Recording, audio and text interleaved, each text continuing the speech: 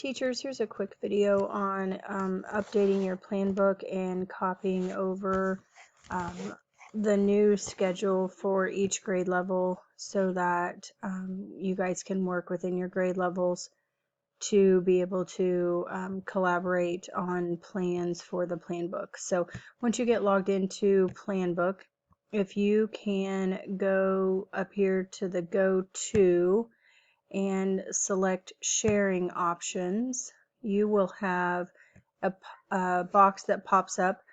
And if you will go to the collaborate all teachers, and under the teacher key, if you will type in 2020 as everybody's key so that that's easy, that way it's the same for everybody, and then hit save on that. And that way, when somebody's trying to pull your information, they have that key, and that'll make it easier.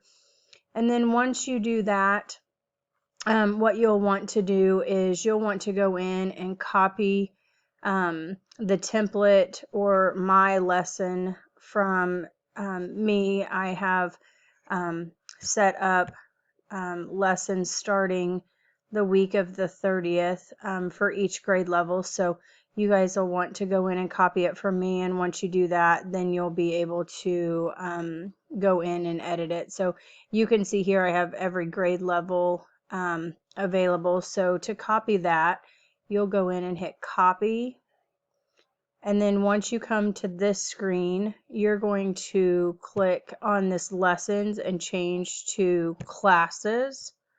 And then you're going to go to teacher, and you'll have to go to add teacher, but I have already added myself. So you'll just type in my email address, which is warl@usd367.org. So you'll click that, and then you'll change it to the year, which is 2019-2020.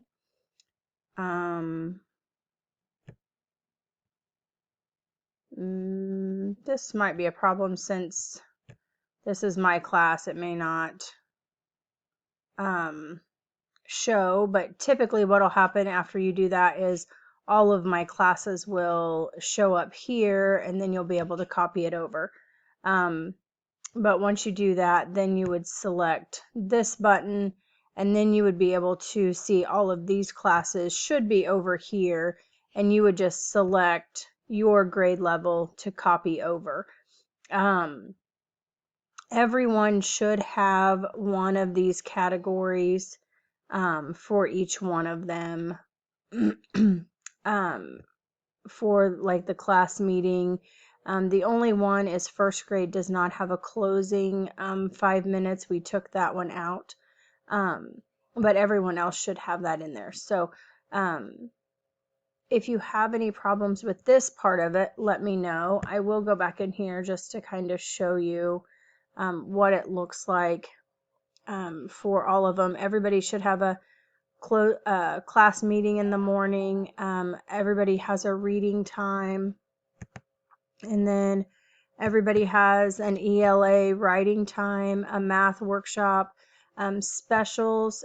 Classroom teachers, go ahead and copy that specials over, but specials teachers are also going to copy that over for them. They're going to update the specials activities, so you guys don't have to do that. They're going to put the information in there. You'll be able to see it in your plan book, but you won't have to put actual plans in there. So they'll be able to do that for you. So you won't have to do it.